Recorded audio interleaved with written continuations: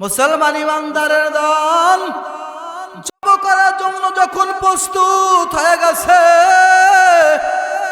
Job করার জন্য যায়, কিন্তু না হয় না।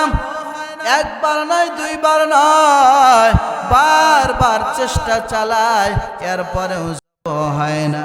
রাগের মাথায় ছুরিটাকে ঢেল মেরে দিয়েছে।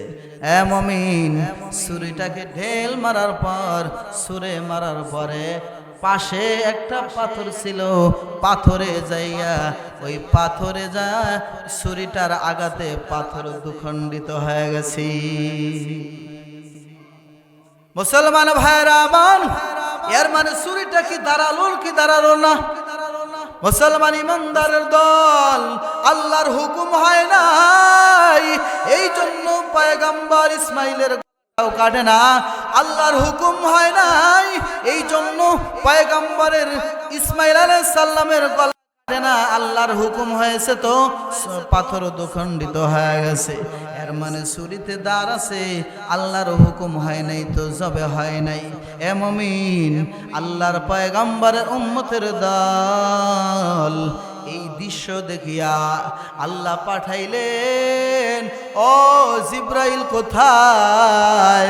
তাড়াতাড়ি যাও, আমার পয়গম্বর খলিলুল্লাহ আমার রাহে কুরবান করিয়া আমাকে খুশি করেছে।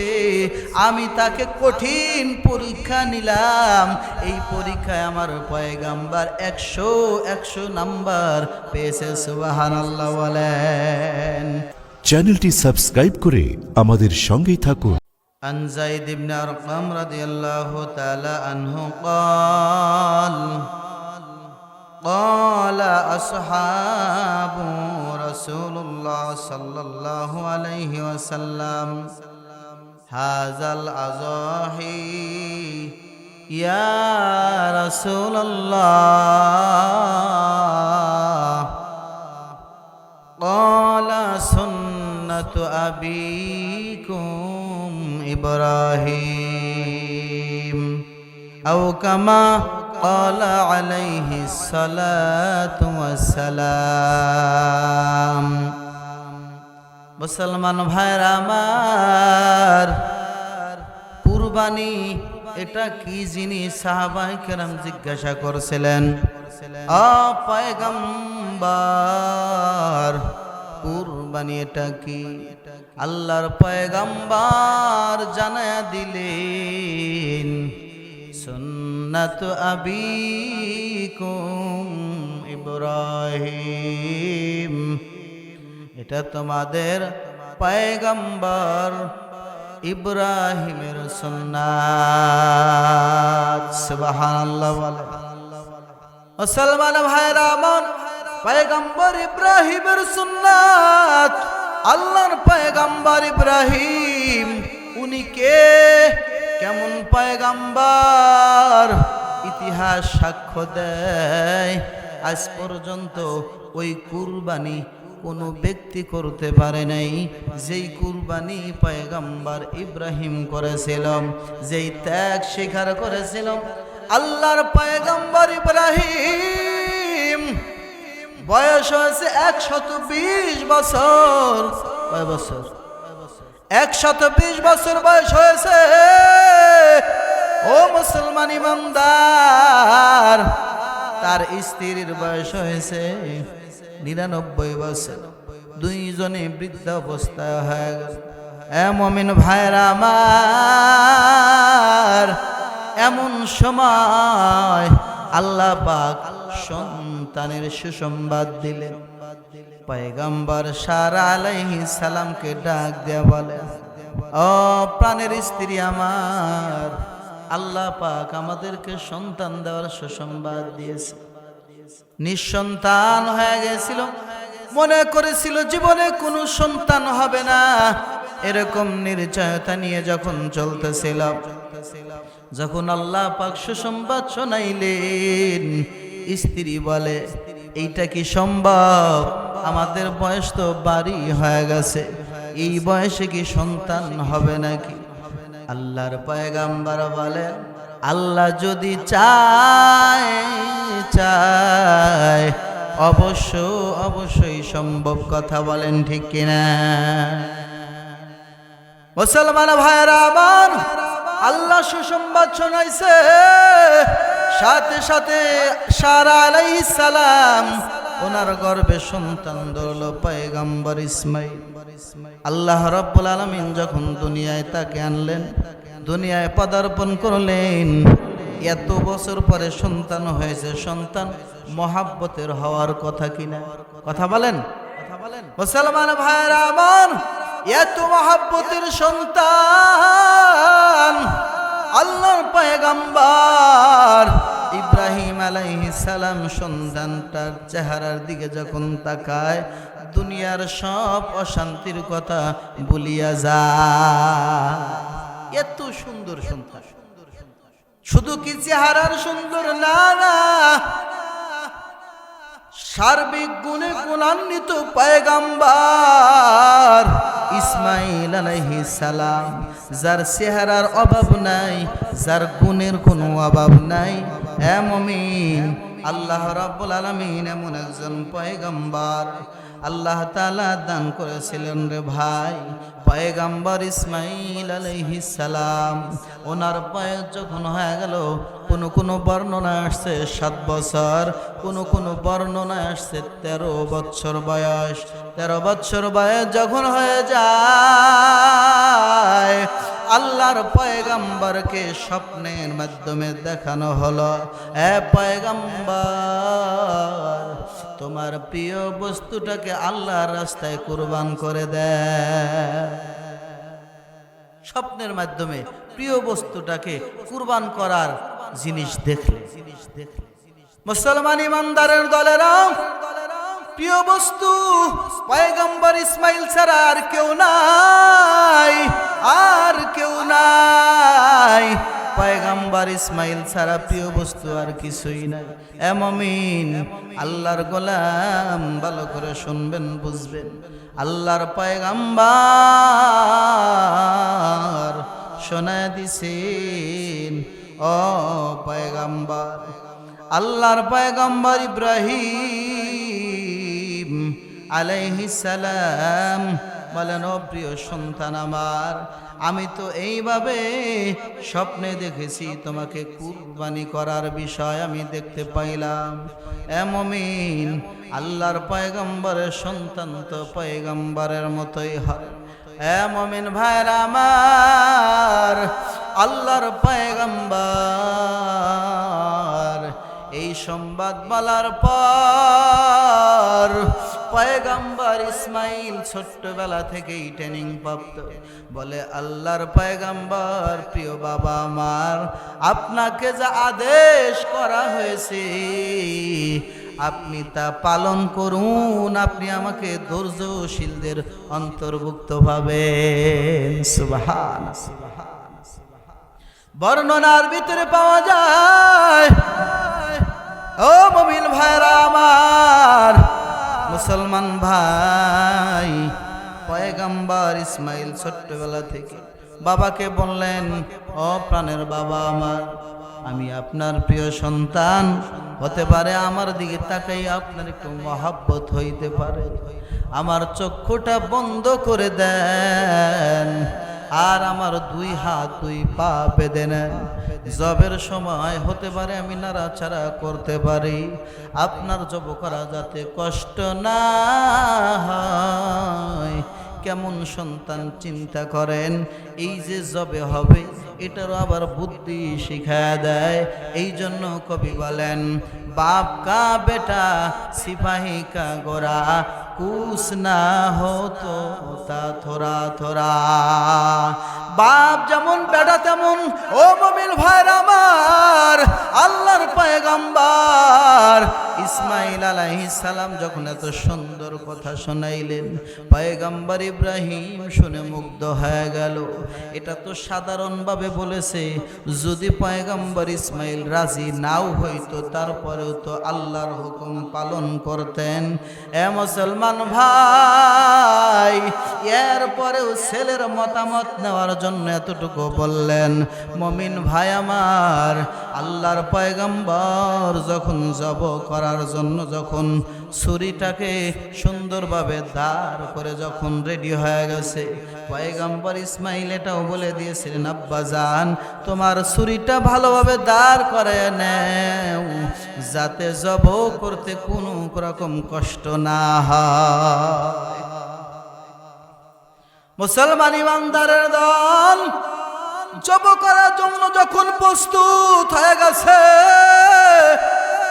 জব করার জন্য যায়, কিন্তু না জব হয় না। একবার নয়, দুইবার নয়, বারবার চেষ্টা চালায়, এরপরেও জব হয় না। রাগের মাথায় ছুরিটাকে ঢেল মেরে দিয়েছে। এ মুমিন, ছুরিটাকে ঢেল মারার পর, ছুরে মারার পরে পাশে একটা পাথর ছিল, পাথরে যাইয়া ওই পাথরে যা ছুরিটার আঘাতে পাথর দুখণ্ডিত হয়ে গেছে। মুসলমান ভাইরা আমার, এর মানে ছুরিটা কি দাঁড়ালো না? মুসলমান ইমানদারের দল, আল্লাহর হুকুম হয় নাই, এই জন্য পয়গম্বর ইসমাইলের গলাটাও কাটে না। আল্লাহর হুকুম হয় নাই, এই জন্য পয়গম্বরের ইসমাইল আলাইহিস সালামের গলা কাটে না। আল্লাহর হুকুম হয়েছে তো পাথর দুখণ্ডিত হয়ে গেছে। এর মানে ছুরিতে দাঁড় আছে, আল্লাহর হুকুম হয় নাই তো জবে হয় নাই। এ মুমিন, আল্লাহর পয়গম্বরের উম্মতের দল, এই দৃশ্য দেখিয়া আল্লাহ পাঠাইলেন, ও জিব্রাইল কোথায়? তাড়াতাড়ি যাও যাও, আমার পয়গম্বর খলিলুল্লাহ আমার রাহে কুরবান করিয়া আমাকে খুশি করেছে। আমি তাকে কঠিন পরীক্ষা নিলাম, এই পরীক্ষায় আমার পয়গম্বর 100 নাম্বার পেয়েছে। সুবহানাল্লাহ বলেন। কাদের কুদরত দারি বর কামাল, আনতা রব্বি আনতা হাসবি জুল জালাল, তুহি কদের জলিলুল্লাহ জাহাদার, বহর হালে তুহি মেরা নিগাদার। আল্লাহর কুদরত, আল্লাহ বললেন, ও জিব্রাইল তাড়াতাড়ি রওনা হয়ে যাও, আমার দোস্তকে তুমি সান্ত্বনার বাণী শোনাও। আল্লাহর পয়গম্বরের কাছে জিব্রাইল হাজির হয়ে গেল। জিব্রাইল আইসা হাজির হইয়া ধ্বনি দিল, ধ্বনি শোনা দিল, আল্লাহু আকবার, আল্লাহু আকবার, চিল্লা বলুন আল্লাহু আকবার, আল্লাহু আকবার, আল্লাহু আকবার। ধ্বনি দুইবার শোনাইলেন পয়গম্বরের কাছে। জিব্রাইল দুইবার তাকবীর শোনায় দিলেন। এই তাকবীর শোনার পর আল্লাহর পয়গম্বর ইব্রাহিম আলাইহিস সালাম বলে ফেললেন, লা ইলাহা ইল্লাল্লাহু আল্লাহু আকবার। আল্লাহর পয়গম্বর ইব্রাহিম এই এতটুকু বললেন। ইয়ার পরে পয়গম্বর ইসমাইল ওই ছুরির তলে থেকে বলা শুরু করে দিল, আল্লাহু আকবার, আল্লাহু আকবার, আল্লাহু আকবার, ওয়ালিল্লাহিল হামদ। আল্লাহু আকবার বলো। মুসলমান ভাইয়েরা আমার, এখানে তিনজনের বাক্য আছে, জিব্রাইলের বাক্য আছে, পয়গম্বর ইব্রাহিমের শব্দ ব্যবহার করা হয়েছে। এরপর পয়গম্বর ইসমাইল আলাইহিস সালাম ছোট্টবেলা থেকেই এই শব্দটা প্রয়োগ করলেন। আল্লাহ রাব্বুল আলামিন জানায় দিলেন, ও উম্মতের দল, এই তিনজনের বাক্য এই মুহূর্তে আমি পছন্দ করলাম। আমি আল্লাহ এই শব্দটাকে এমনভাবে স্বর্ণ অক্ষরে লিখে রাখবো, সারা পৃথিবীর মানুষ সেটার উপর আমল করতে বাধ্য হবে। মুসলমান ভাইরা আমার, এই জন্যই তো 9 জিলহজ থেকে তাকবীরে তাশরিক মুসলমান পড়া শুরু করে দিয়েছে। আল্লাহু আকবার, আল্লাহু আকবার, লা ইলাহা ইল্লাল্লাহু, আল্লাহু আকবার, আল্লাহু আকবার, ওয়ালিল্লাহিল হামদ। এইটা পড়া হলো ওয়াজিব, প্রত্যেকটা নারী পুরুষ এটার আমল করে। 9 জিলহজ ফজর থেকে শুরু হয়ে যায়, এরকম 5 দিন যাবত চলতে থাকবে, রবিবার আসর পর্যন্ত। এইভাবে ঈদের নামাজ সহ মোট 24 ওয়াক্ত নামাজে মুসলমানেরা ফরজ নামাজের পরে উঁচু আওয়াজে একবার বলবে, নারীরা নিচু আওয়াজে একবার বলবে। এটা অবশ্যই বলতে হবে, পড়াটা হলো ওয়াজিব। ওয়াজিব তরক করলে গুনাহ হবে কি হবে না? মুসলমান ভাইরা আমার, এজন্য আল্লাহ রাব্বুল আলামিন পয়গম্বরকে খলিলুল্লাহ উপাধি দান করলেন। এ মুসলমান ভাই, আল্লাহ রাব্বুল আলামিন পয়গম্বর ইব্রাহিমকে আল্লাহ তাআলা খলিলুল্লাহ বললেন, দোস্ত বলেন। মুসলমান ভাইরা আমার, খুব মনোযোগী কথা। একবার হঠাৎ করে পয়গম্বর, আমাদের পয়গম্বর বলে ফেললেন, আনা ইবনু জবিহাইন, আমি 2 জবিহুল্লাহর বেটা। আল্লাহর পয়গম্বর বললেন, আমি 2 জবিহুল্লাহর সন্তান। সাহাবায়ে কেরাম জিজ্ঞাসা করলেন, ও পয়গম্বর, আপনি 2 জবিহুল্লাহর বেটা কিভাবে হলেন? আমরা তো জানি পয়গম্বর ইসমাইল আলাইহিস সালামের বংশধর থেকে আমাদের নবী আসছে। পয়গম্বর ইসমাইল আলাইহিস সালামের পরে আর কোনো নবী পৃথিবীতে আসে নাই, আমাদের শেষ নবী ছাড়া। ইসহাক আলাইহিস সালাম, তার ইসমাইল আলাইহিস সালামের ভাই, ওইখান থেকে হাজার হাজার নবী আসছে বনি ইসরাইলের ভিতর, কিন্তু ইসমাইল আলাইহিস সালামের পরে সিলসিলার কোনো নবী নাই। শেষ পর্যন্ত আমাদের নবীকে আল্লাহ পাক দান করেছেন। সুবহানাল্লাহ বলো, আল্লাহু আকবার বলো। এমন একজন পয়গম্বর ইসমাইল আলাইহিস সালাম, আল্লাহ তাআলার পছন্দনীয় একজন বান্দা, নির্বাচিত একজন বান্দা। এ মুমিন, আল্লাহর গোলামের দলেরা ভালো করে বুঝবেন। আল্লাহর পয়গম্বর সাহাবায়ে কেরাম জিজ্ঞাসা করলেন, ও পয়গম্বর, আমরা বুঝলাম যে আপনার পূর্বপুরুষের ভিতরে ইসমাইল আলাইহিস সালাম জবিহুল্লাহ ছিলেন, আর কে জবিহুল্লাহ ছিল? বলে, তোমরা জানো না, আমার বাবা আব্দুল্লাহ জবিহুল্লাহ ছিলেন। সুবহানাল্লাহ। বলে, আপনার আব্বা আবার কিভাবে জবিহুল্লাহ ছিল? ইতিহাস অনেক লম্বা, ছোট আকারে বলতে চাই।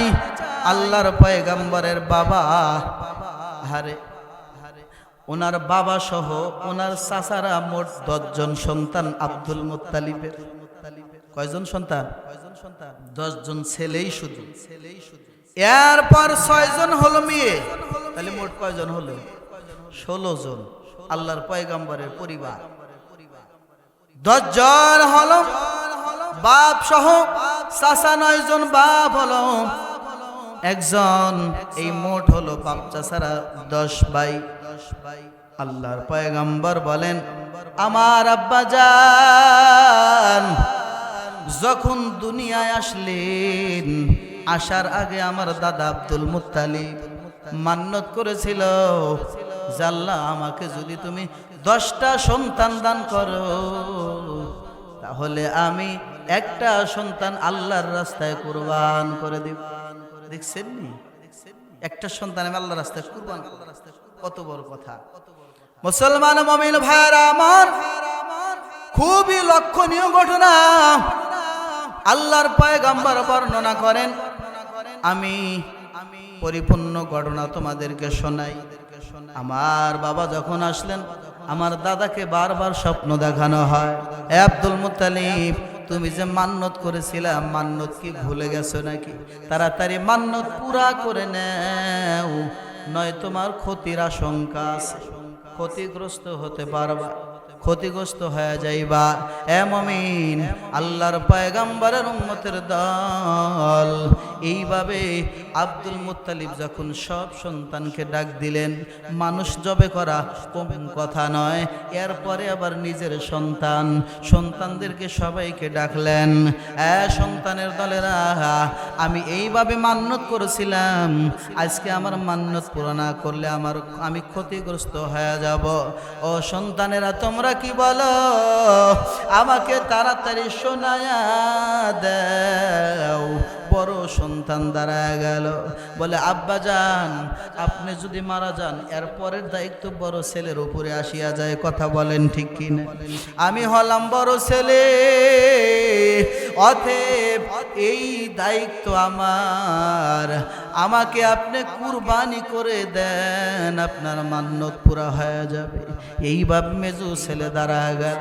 মেজু ছেলে দাঁড়ায় কয়, বড় ভাইয়ের পরে জিম্মাদারি আমি, অতএব এটা কুরবানির বিষয়, আমাকেও কুরবানি করে দেন। বড় ভাই বেঁচে থাক, আপনি মারা গেলে বড় ভাই একটা বাপের দায়িত্ব পালন করবে, অতএব আমাকে কুরবানি করে দেন। হে মুমিন ভাইরা, আল্লাহর পয়গম্বর এমন একটা বংশে আল্লাহ তাআলা তাকে আনছেন, যেই বংশের ভিতরে বিন্দু পরিমাণ কোনো দোষ নাই। যেই দিক দিয়ে তাকাইবেন, ক্ষমতার দিক দিয়ে আল্লাহর পয়গম্বরের বংশ উঁচা, টাকার দিক দিয়ে উঁচা, এরপরে সব দিক দিয়া, সৌন্দর্যের দিক দিয়া, চরিত্র দিক দিয়া আল্লাহর পয়গম্বরের বংশ আল্লাহ পাক সেবারট করেছেন। সুবহানাল্লাহ বলেন। আল্লাহর পয়গম্বরকে আল্লাহ পাক দামি বানাইতে চায়। এই জন্য আল্লাহর পয়গম্বরের যে কয়টা 6টা ফুফু ছিল, এদের চরিত্র এত সুন্দর, এদের চরিত্র এত ভালো। আল্লাহর পয়গম্বরের যে কয়জন চাচা ছিলেন, এদের চরিত্রের ভিতরে কোনো কলঙ্কের দাগ ছিল না। আব্দুল মুত্তালিব ওই জাহিলিয়াতের যুগেও খানায়ে কাবার মুতাআল্লি ছিল। খানায় খাবার চেয়ারম্যান সাহেব, খানায় খাবার দায়িত্ব আব্দুল মুত্তালিব। একটু জোরে বলো।